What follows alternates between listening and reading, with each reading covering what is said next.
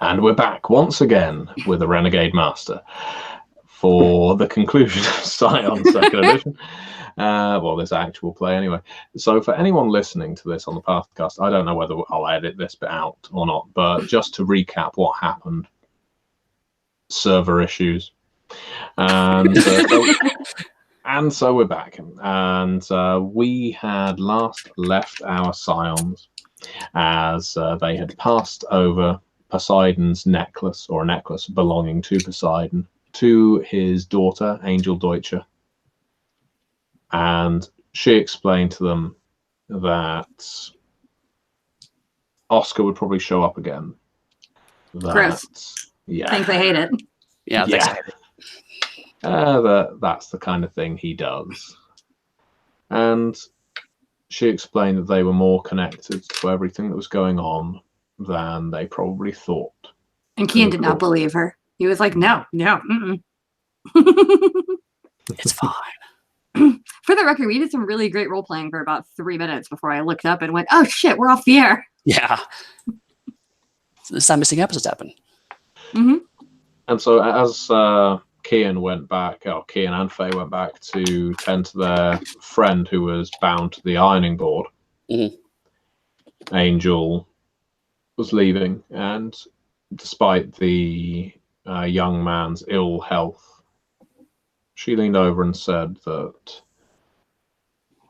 if you make the right offering to the right god at the right time, sometimes say a prayer, sometimes acknowledge the strands of fate that you're tied up in, miracles can happen, magic can be real, and the mortal wounds like this can not be fatal. And with that, she left the hotel, or at least the bar.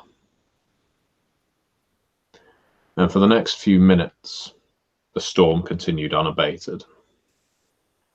And it felt very much like the hotel was going to crack and crash into the sea.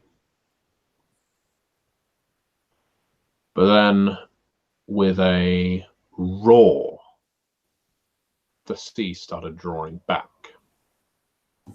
And the roar isn't of the water or the wind. It's of all the metal that's crushing against concrete as cars and lampposts and loose bits of debris are just smashed into the hotel and other buildings on the South Beach as they're dragged out towards the water. There's just an outrageous din of noise as the swirling winds and storms. I got my phone, start recording. Yeah. As the swirling wind and storms starts dragging everything back and wrenching it away from the sea that was on land and out to the sea that is in the ocean. And the hotel, a dilapidated hotel, ruined now, probably not the worst building on the South Beach, is left with our Scions within it and the people that they helped save. And I turn it over to you, the Scions. How do you act and react based on all this? Look again. That was fucking weird, huh? Yeah, that was... Do you think what she said is true? I don't know.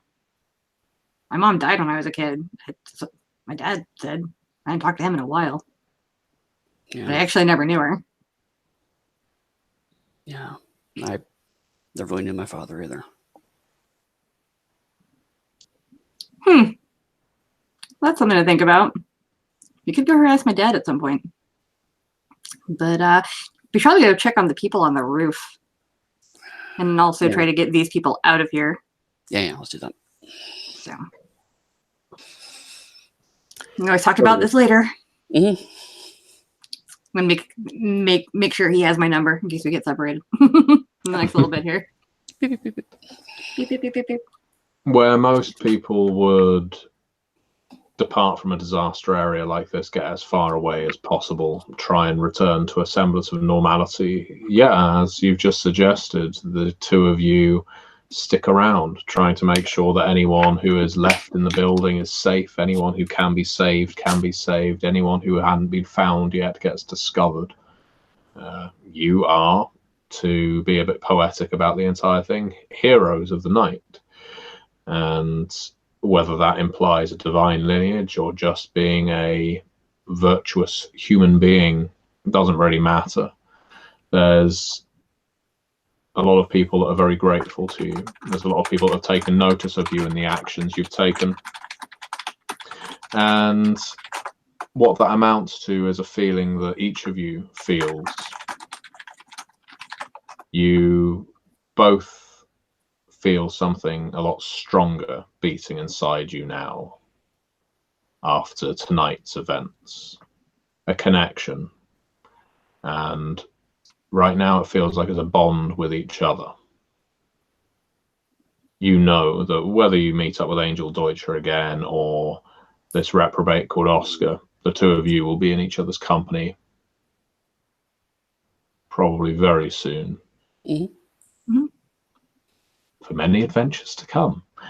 And I think that pretty much concludes our first game together. Yay! And actually, I've accomplished one of my deeds. I have two. Yeah. I accomplished my long-term deed. Oh, wow. Okay. Mine was to save someone's life, which I thought wouldn't happen in the first session. I did my short-term deed was heal someone, so I clearly got that. My long-term one is find a purpose. I don't think I'm quite there yet.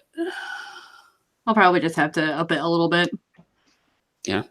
Like I said, if I had known how disaster heavy the first episode was going to be, I probably would have done it as a short term. Well, that's fine. I mean, sometimes that happens, and then I can find a new long-term one. Yeah, that was fun. I'm enjoying this character. Yeah, so am I. So you tell me then about this in terms of this plot, in terms of these characters, and indeed this may be the first time both of you have played Scion. I'm not sure, Eddie. Have you played it yet? For second edition, yeah, it's the first time I played second edition. And I know we didn't explore every single nuance of the mechanics, but what did you feel worked, and what made it feel different, I guess, to any other game? I think the story path in general, I like the fact that even though, yes, you are rolling and there are stakes that you roll for, I feel like I was rolling less. It was more narrative, which is nice. I like that some of the knacks are just things that you kind of naturally do or can happen. Even though, like, some of them do add to things. Like, one of my other ones adds to enhancement to a certain roles, things like that. But like I said, mostly for me with Scion, what I've always liked about it, and with story path in general, is just how narrative it is. And it's super easy to pick up if you played like any storyteller system. Yeah, I agree. And I mean, you're right. We didn't go into some of the wrinkles of it, especially at the origin level. There's just not a ton of moving parts to be confused by when you start off with. It's like you roll dice and you have a couple of cool powers, and that's basically it, which is nice. It's just when you're starting out, you can like, okay, let me figure out how this works. And I felt like it allowed me a chance to kind of dig into the world a bit more. And like, for example, Dixie kind of corrected me. It's like, actually, no, we all know about God tiers, kind of helped me to remind me of that. Yeah. It's like setting it in the world is important. No, totally. And it because there's not as many bits to learn, it didn't feel as potentially intimidating. But now it's like, cool, we got to handle these characters.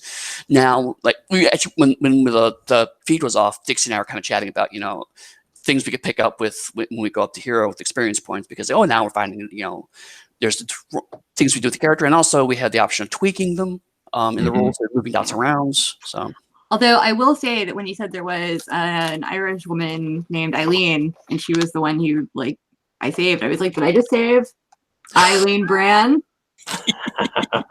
the Scion from the story? No, this was an Eileen with an A at the front of her Damn name. it. So it's always, I guess, fun to get a little bit of look around, I guess, the person running's shoulder, or what they were thinking.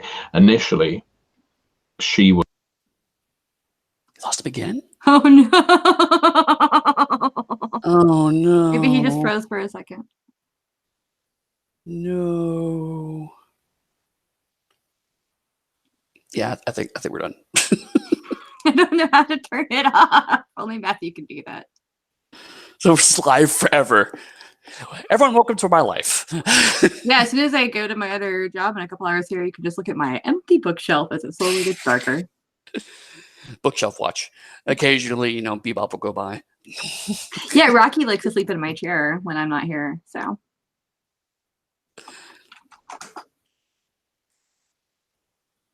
Well, thank you all for showing up. We appreciate it, even though it's been a bit of a moment. Yeah, I don't know what's going on, but it's something on Matthew's end, it looks like. So. But the upside is they only see me now. Hooray! Wait, can they hear me? Can you guys hear Dixie, or is it can you only hear me? Because otherwise, this conversation is really awkward. It's like, okay, so if we use this in a path, guys, I doubt it. But right now, someone just said press have to pay respects. Now everyone's pushing path. They can hear me. Okay. Oh, it is Matthew. Matthew Dawkins joined this video call. I'm back. We're still live, so. Yeah, I don't know what the hell's going on, but we got most of the game in. Right. But yeah, so initially Eileen was supposed to be the person Oscar was actually stealing the necklace for, but you know, plots change as games go on, and just because of who you interact with, more different things happen. Mm-hmm. And I particularly enjoy Scion. Every time I've ran Scion, it's a great, fun, fluid game. Mm-hmm. Players have a hell of a lot of fun with the knacks, especially because they are, as Dixie said, they're so intuitive. Yeah. The thing that I'm always trying to work out different ways of getting people to access the powers more easily, and the powers in Scion, and They Came From Beneath the Sea, and other story path games that people, I guess, most often struggle to glomp onto, is the stunts, because you kind of need to have in your mind the stunts you want to use, right, to make it fast flowing. So it'll be interesting if we play this again, whether we can start utilizing some of those. But I know for a fact what's going to happen with this broadcast is it's going to end itself very, very soon. I know that it will, because I'm supposed to be the host of it, and as I've just rejoined, the host is absent, and that means it will terminate itself. So with that in mind, thank you very much for watching. I suggest all of us just hang up. We all leave the call now. Let's walk away. And join us for the epilogue on the Onyx Pathcast, where we will talk about this in a little more detail. But thank you very, very much for watching and listening. It's been great fun. Many worlds, one Pathcast. Oh, well done, Eddie. Well done. Now we don't need to do the Onyx Pathcast, but brilliant.